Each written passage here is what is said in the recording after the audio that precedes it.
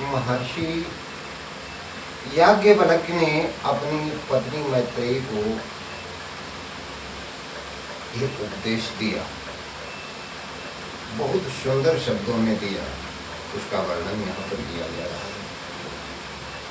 अरे मैत्रेयी, क्या कह रहे हैं याज्ञवल्क्य? अरे मैत्रेयी, निश्चय पति की कामना के लिए पत्नी को पति प्रिय नहीं होता। गौर करेंगे कि निश्चय पति की कामना के लिए पत्नी को पति प्रिय नहीं होता, किंतु अपनी कामना के लिए पति प्रिय होता है। उसकी कामना जो होती है उसके लिए प्रिय होता है। निश्चय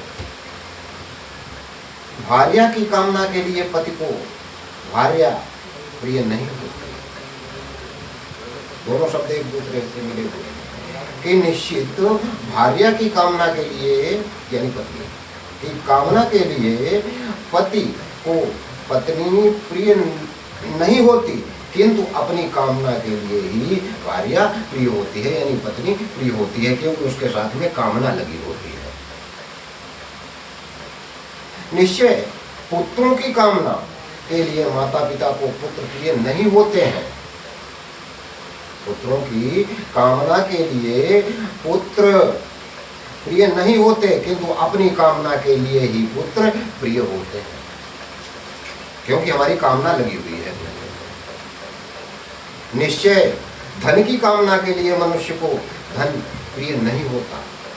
धन की कामना के लिए धन मनुष्य को प्रिय नहीं होता, किंतु अपनी कामना के लिए धन प्रिय होता है कि हम भी धनवान बन जाए, हम भी ऐश्वर्यवान बन जाए। निश्चय ब्रह्म की कामना के लिए मनुष्य को ब्रह्म प्रिय नहीं होता, किंतु अपनी कामना के लिए ब्रह्म प्रिय होता है।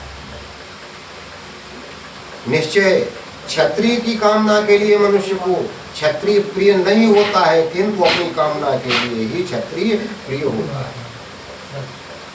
निश्चय लोगों की कामना के लिए मनुष्य को लोक प्रिय नहीं होते, लेकिन अपनी कामना के लिए लोक प्रिय।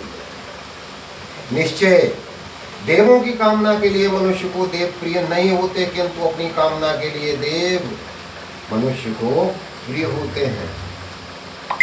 निश्चय भूतों प्राणी अप्राणियों में इनकी कामना के लिए मनुष्य को भूत प्रिय नहीं होते, किंतु अपनी कामना के लिए ही भूत प्रिय।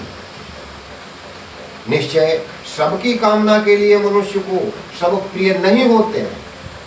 सबकी कामना के लिए मनुष्य को सब प्रिय नहीं होते, किंतु अपनी कामना के लिए ही सब कुछ प्रिय होता है।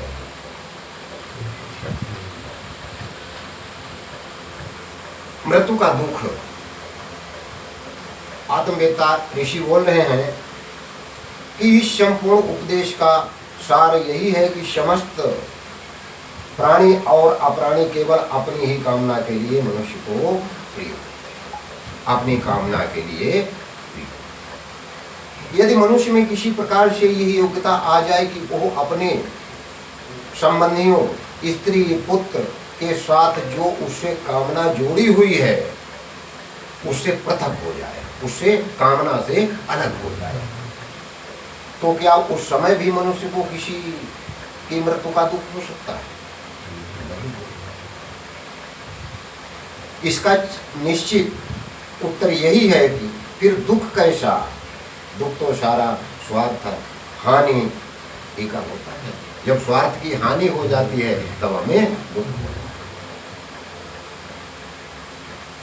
यदि वियुक्त और अवशिष्ट दोनों के बीच में स्वार्थ का संबंध न हो तो फिर किसी का मृत्यु क्लेशित नहीं कर सकता जब तक एक दूसरे से स्वार्थ।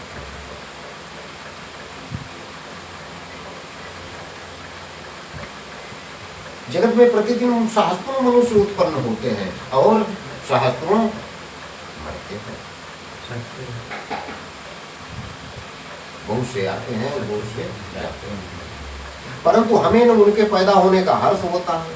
भाई दुनिया में पैदा हो रहे हैं, हमें कौन दुख होता है? और न उनके जाने का दुख हो रहा है। अब यहाँ पर देखेंगे, गौर करेंगे, यदि वियुक्त मृत्यु क्लेशित नहीं कर सकती, जगत में प्रतिदिन सहस्त्रों मनुष्य उत्पन्न होते हैं और मरते हैं जगत में, परंतु हमें न उनके पैदा होने का हर्ष होता है और उनके मरने की कोई गम, क्योंकि उत्पत्ति के साथ हम अपने स्वार्थ का संबंध नहीं जोड़ते हैं, क्योंकि जब वो उत्पन्न हुए तब हमारे हमसे उनका कोई स्वार्थ नहीं जुड़ा हुआ, इसलिए हमारे ऊपर कोई, इसलिए उनके जन्म का हमें कुछ भी हर्ष नहीं होता, और चूंकि उनके जीवनों के साथ भी हमारा स्वार्थ जुड़ा नहीं होता, इसलिए उनके जीवनों की समाप्ति मृत्यु का भी हमें कोई दुख नहीं होता है। न्यूयॉर्क, लंदन, पेरिस आदि नगरों में प्रतिदिन सैकड़ों मनुष्य मरा करते हैं, क्यों हम उनका मातम नहीं मनाते? हम उनका मातम नहीं मनाते, लेकिन केवल इसलिए कि उनसे हमारे स्वार्थ का कुछ भी संबंध नहीं है, हमारा कोई उनसे संबंध ही नहीं है, इसीलिए हम मातम नहीं।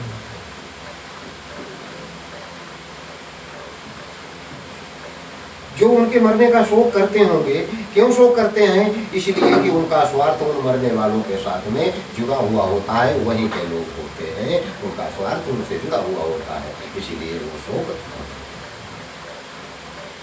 इसलिए कि उनका स्वार्थ उन मरने वालों के साथ जुड़ा हुआ रहता है।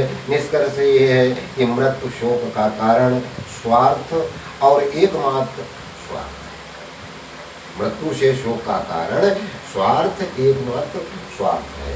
इसलिए स्वार्थ क्या है, इस पर थोड़ा विचार करना पड़ेगा। अब कल अगले अध्याय में यह बताया जाएगा।